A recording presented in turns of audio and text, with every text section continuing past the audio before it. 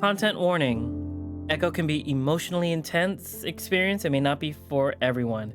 Echo contains themes of adult nature, including violence, torture, drug usage, and harsh language. Viewer discretion is advised. All right. Oh, hey, Kutso, is it? Kutso nods. Mind if I use your restroom? I just need a moment to collect myself and pee too. An actual toilet would be nice. Oh, yeah, just right over there. Godzo points to the thin little white door between the kitchen and the living area. Thanks. And with that, Jenna disappears into the bathroom. Godzo and I sit in silence for a moment, listening to the sound of running water from a faucet. That sounds like a shower faucet rather than a sink faucet. Well, I think we have a reason to go back to Leo's house. I know he won't be mad at you if he knows you found Jenna. I don't know about that, but yes, we're going to have to go back with her. Don't. We Damn have it. we have to. We left our two other friends who are also traumatized by Leo's actions there. Oh no. I'll talk to him first in case he's still. This sounds like me trying to induce a new male friend into an abusive relationship. I'll talk to him first in case he's still, out of it. Again, thanks. I'm glad you're here with me right now. I love Kutso. I wish I dated this man instead. Kutso rubs his arms awkwardly. I get panicky when things get physical. Me too, Kutso. Me too.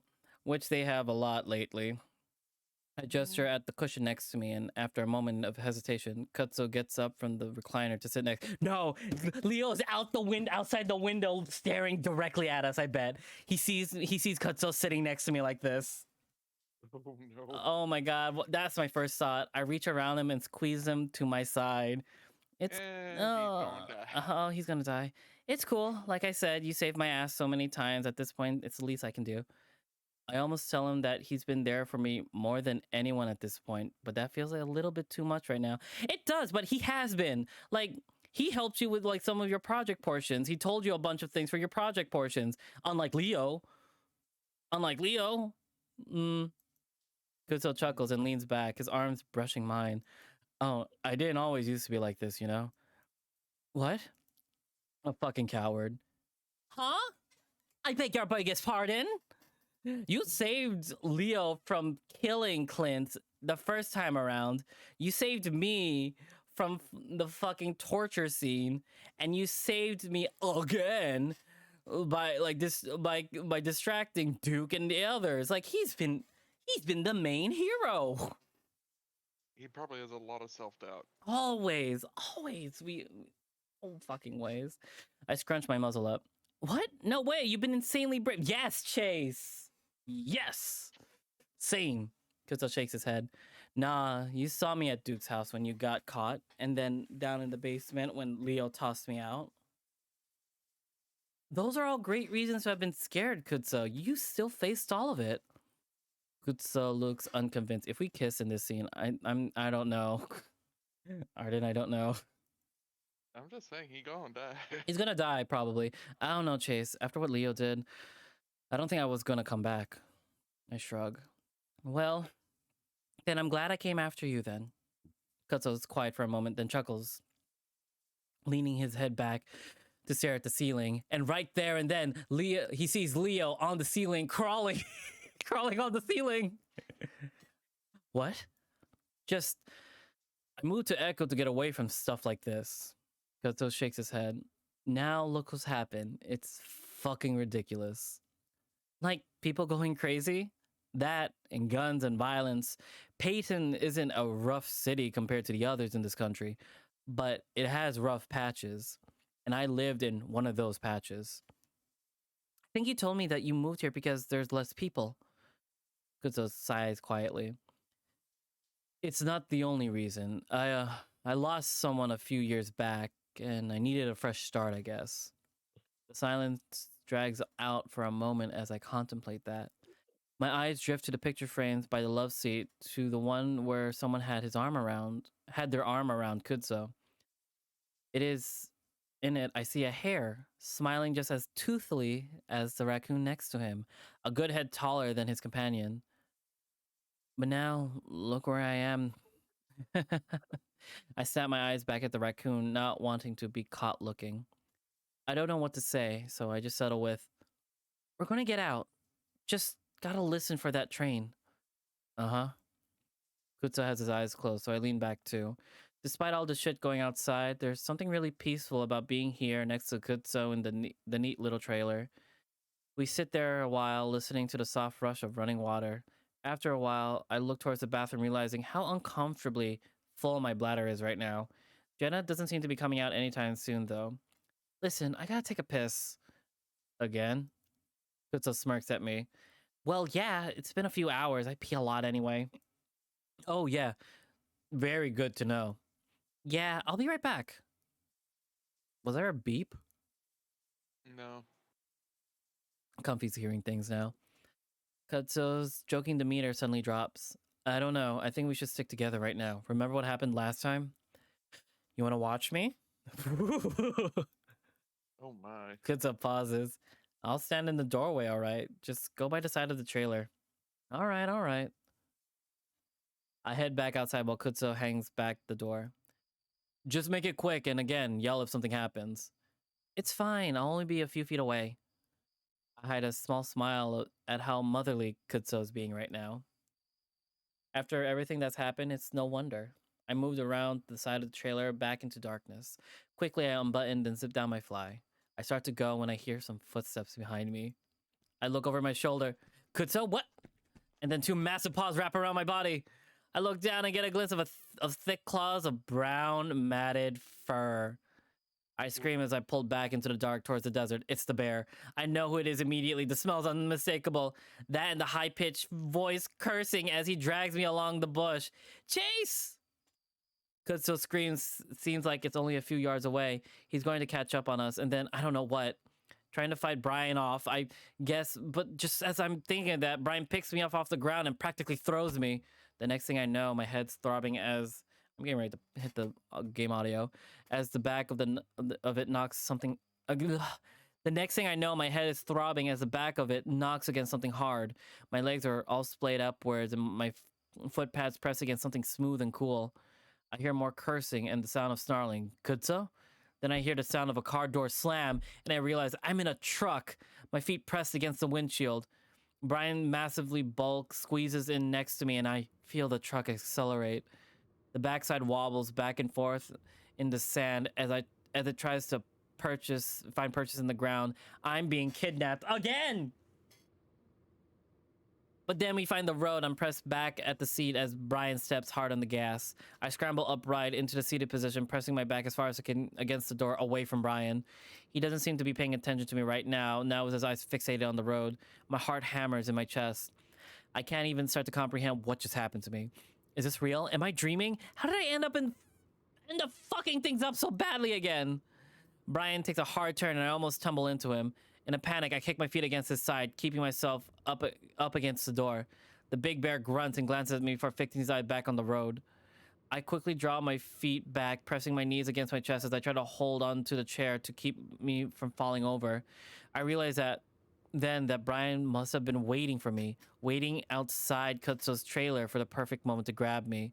I'd given it to him by idiotically skipping outside to take a piss, the result of which I can smell wafting up from my pants. I don't care though. Everything is numb right now and my mind is racing and trying to figure out how I'm going to get out of this. My paw automatically reaches back to the pull at the door handle. It's locked. My paw feels along the door looking for a lock. My fingers pass over a small hole where I assume it should be, but it's smooth. It's like a little nub from the pop-up locks. It's missing, or that it's been cut off. Fuck! Swallowing hard, I keep searching for my fingers to come across a window crank or handle. I tentatively start to roll down, but it's clear that I haven't thought ahead as Brian immediately notices the drafty air. He lunges at me, one hand on the wheel. I scream and dodge out of the way, falling into the footwell as I try to escape his massive paws. He doesn't grab me. Instead, he's reaching for the handle, rolling the window back up. The truck swerves back and forth as he does, and for a moment, I'm sure he's about to roll the whole thing with how fast we're going. He finally sits upright again. "Do that again, and I'll knock you out." and still he doesn't look at me. It's only that I notice a stark difference in his demeanor as now compared to the first few times I've seen him. There's no lust, there's no animalistic drive to fuck everything around him. Instead, there's sort of a desperation about him. I see his eyes dart around the glow of the headlights, the fur all over his face matted down from sweat. I sit there in the footwell, staring up at him, gripping onto the seat as my head knocks back against the glove compartment. After a minute of erratic driving and swerving, I gather my wits to speak. What are you doing? Brian's eye flicked down towards me, then back up to the road, and he shakes his head. He does it slowly, like he can't believe something, but he doesn't say anything, at least, not for a while. Then after what could have been anywhere from 2 minutes to 20 minutes, he speaks. Can't you tell the truth, boy? I sit there quietly, contemplating making a jump for this door, to open it and tumble out into the desert. If I wasn't injured badly enough, or if I even survived for that matter, maybe I could have made a run for it. What truth? What's going on in this town? Oh my God. I squeeze my eyes shut and let my forehead thump against the seat, but only for a moment, since I want to be able to keep an eye on Brian. I already told Duke. I have no fucking clue. You were there. Brian grunts as he continues to stare out the windshield, clearly thinking about something. I can't help you or anyone here. Brian, I'm just trying to find a way out. That gives me an idea. Wait. I might know a way to get out of here. If you let me go, I'll tell you. As soon as that comes out of my mouth, I wonder if I made a mistake. Brian doesn't need to let me go to get me to tell him what he wants. I'm alone here with him, and he can do whatever he wants to me. And I'd probably tell him whatever he wanted to hear. But he surprises me with what he says next. Escaping isn't going to fix any of this. We're all still going to be in see the same shit. I'll wait, but he stays quiet. It takes me another minute to work up the courage to ask. See what? You know exactly what. He screeches at me in his high-pitched voice, and the truck swerves precociously. I can imagine the tires sliding off the road for a moment before Brian corrects it. You know exactly what I'm talking about. He says more gently, taking deep breaths to calm himself. I wish these, explanations are, before the text, so I can read it as if I'm doing the same thing as the text implies. Because how I said it was more rash and sporadic. My goodness, wait. Oh. Danny looks down at me. Don't you know? I swallow hard, wanting to find the right answer, but unsure of what it might be. Like when Duke saw something on the ceiling in the diner? That's the first thing that comes to mind. It's something that Brian saw with me. He lets out a cold guffaw. That's exactly what I'm talking about, Otter. That and every fucking thing else. The truck takes another hard turn, and I brace myself in the little well. The swerves and turns are becoming more frequent. I can't really see out the window, but I'm pretty sure we're headed into the mountains. Was that creature thing going to attack us? Should I warn Brian? But we've all seen shit for a long time, even before the crazier shit had started a few days back. Brian glances down at me once again. Haven't you seen the stuff out here? Wait, haven't you seen stuff here? My mind immediately thinks back to when I was a kid. I'd seen plenty of things, plenty of horrible things. But the psychiatrist had said that was normal. That sometimes kids hallucinate. Oh, fucking boy. Those hallucinations were real? I notice that Brian's not wearing his seatbelt, and I start to toy with the idea of grabbing the wheel. Again, I might be killed. It would at least stop Brian from taking me to wherever he's taking me. It might even be better to die.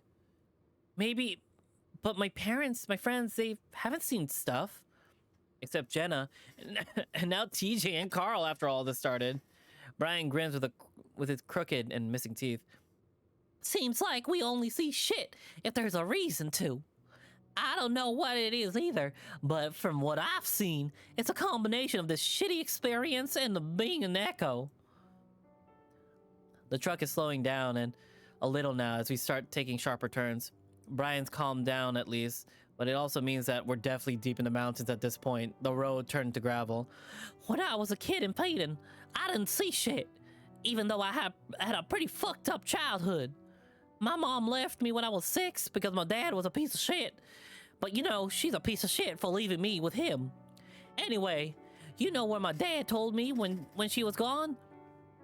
I don't say anything until Brian looks back down at me expectantly. Where? I'm kidnapping you, so here's my life story. Yeah, that aliens had took her. I press myself deeper. I'm getting really good at the redneck, like, southern voice. I'm getting really good at this. The crazy one, anyway. The crazy ones. I think he might have been drunk or high or both, but it stuck with me, you know. I nod, trying to keep the bear happy as he drives along a road so curvy it seems impossible in my mind. Then, when I was a teenager in 87 or so, I got myself a boyfriend. Well, more of a fuck buddy. We kind of hated each other. He talked too much, but he was good fuck. And the only F word I knew. So I came here every other week or so to fuck him. But then something weird happened on my second or third trip here. I remember the moon was red that night because of the forest fires out west. And I keep looking at it, and then I saw a flying saucer, like one of those straight out of the cartoons, with lights and a dome thing apart. I couldn't believe it, but there it fucking was, floating through the sky. You know, even though it looked stupid as fuck, I knew. Brian takes a wide turn, and the truck slows more and more until it comes to a rumbling halt. My ears ringing in the silence as Brian continues to stare out into the night, the headlights lighting up his face. I knew I saw it, and it was fucking evil. I just knew it. Brian finally looks down at me again. That night, and almost every night after, I'd wake up and couldn't move, and aliens would be around my bed. And there was this one alien that I knew was my mom. She didn't look like my mom. She looked like an alien. But I just knew it was her. And she'd do these things to me, sometimes to my mouth and my eyes and my nose. But usually to my dick, torture me. And it felt fucking real.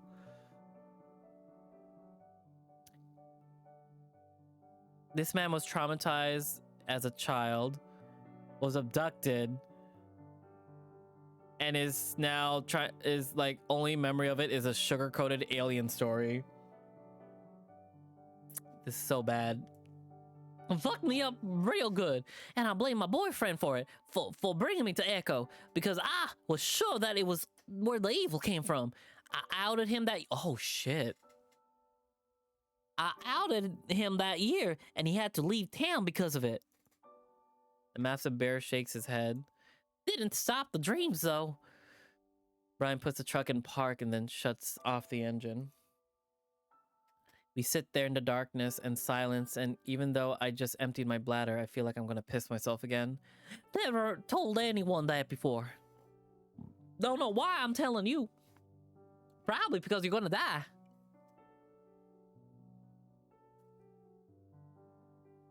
I didn't say anything as I just breathed through my mouth, trying to make as little sound as possible. There's something fucked up in this town that makes us see things, feel things from our past or some shit. A dude told me about it, how it's happening a long fucking time, but he thinks there's a way to fix it. Brian suddenly opens the door and jumps out. He slams the door hard enough to make my ears pop. For about 5 seconds, I will myself to move, to run to open his door and sprint into the night. But my body refuses to move, and before I knew it, the bear is yanking open my door and grabbing me by the wrist. And if you help me out with this, we can be done with it for good. He pulls me out roughly. My legs are like rubber when he sets me on the ground, but he holds me up easily with his paws on my arm.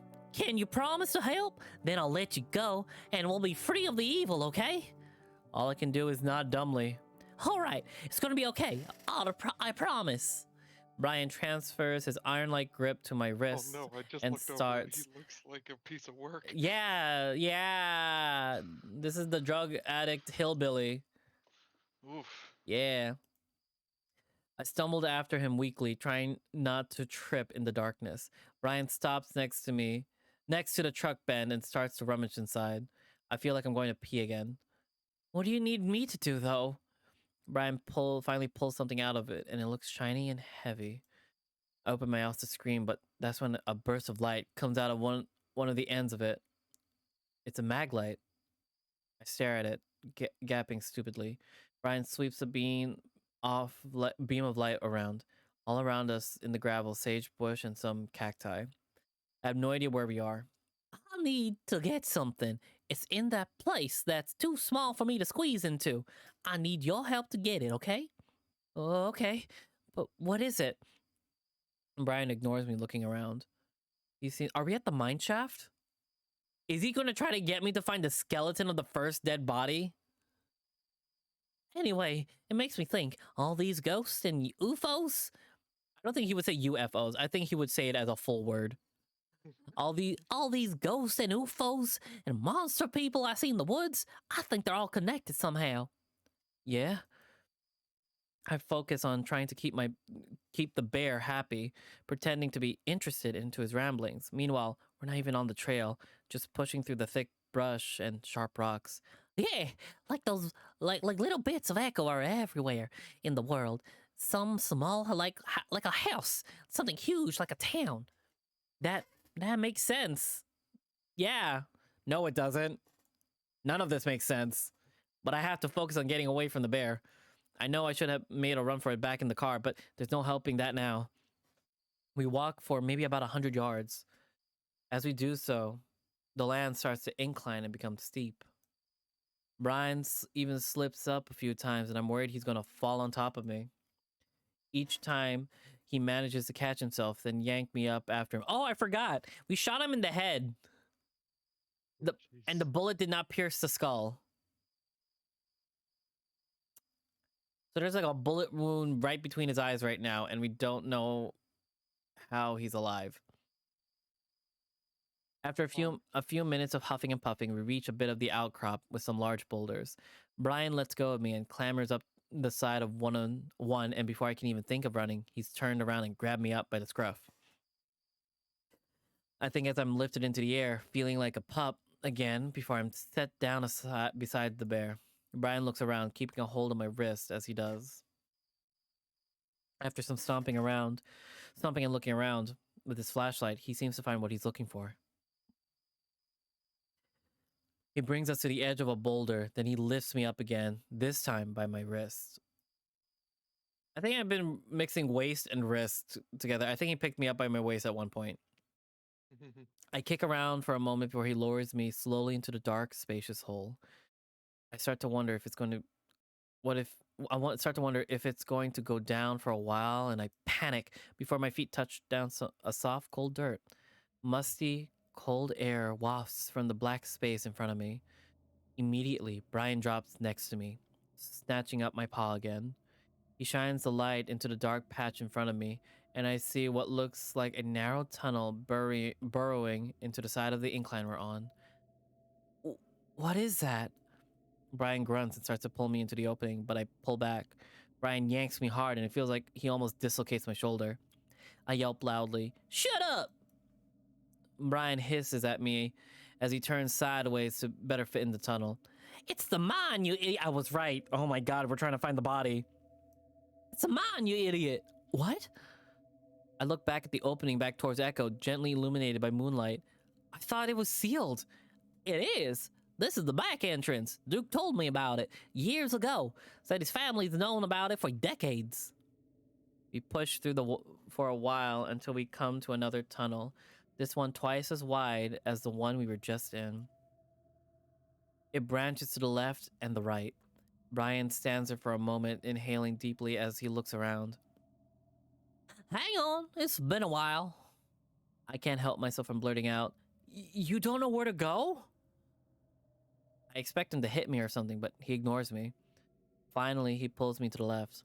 The idea of being trapped here with Brian, lost in a mine, is more terrifying than anything that's happened in the town so far. The air is so musty and dry, I feel like coughing and sneezing at the same time, but I hold it in so I don't upset Brian. We walk for another 10 minutes or so, taking a few more turns. I try to memorize the route in case I'm able to break free, but after 5 or so branches, I realize I can't remember the second or third. Brian suddenly speaks up, making me nearly making me jump into darkness.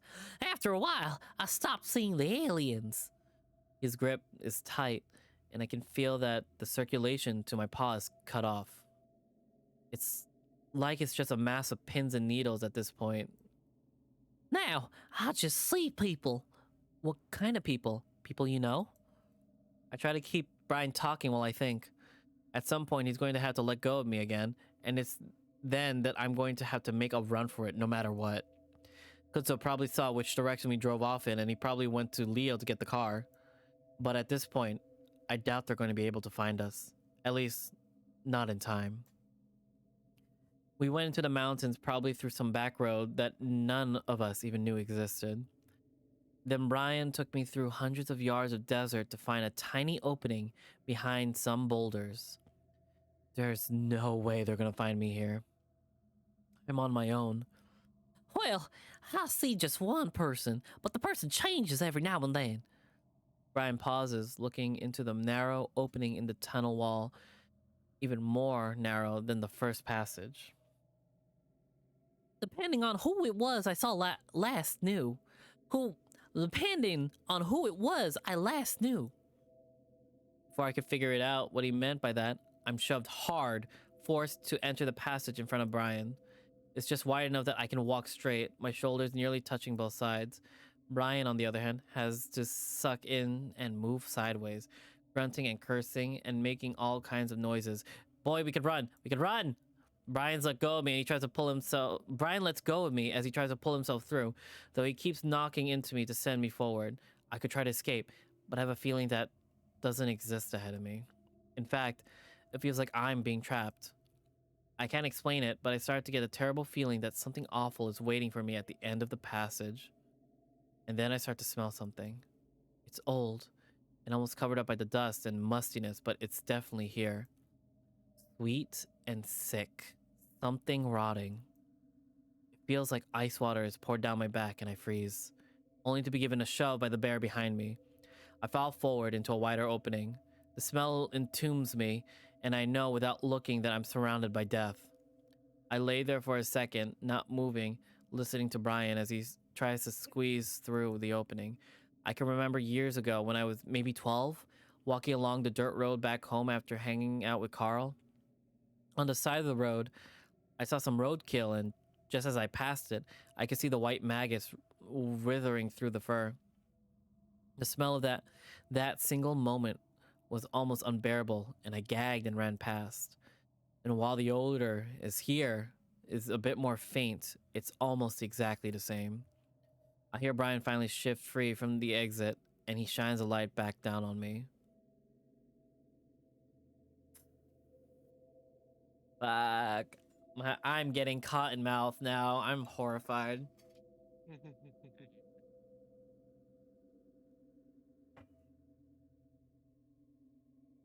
Oh. Oh my god. Ugh.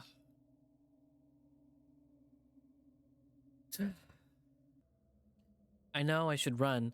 I know I need to get the fuck out of here. I know I should be fighting like hell. Because I know what's coming. Is this what it's like for people who get kidnapped or murdered? People wonder why they didn't fight harder or run when they had the chance. I should have ran the second we stopped in the truck. But right now, it's like I'm stuck in ice. My frantic thoughts are interrupted as Brian grasps me by the back of my shirt and pulls me back up to my feet. I'm not able to stand, just sort of crumpled down next to him. The bear grunts and just drags me along into the little opening that we're in, dropping me against the wall. As Brian fumbles with the flashlight, I get a glimpse of my surroundings. It's small, maybe 15 feet long and 10 feet wide. It's narrow enough that Brian takes up most of the space, and I'd be hard-pressed to get past him. Oh my god. I draw my knees up to my chest and hug them, feeling numb.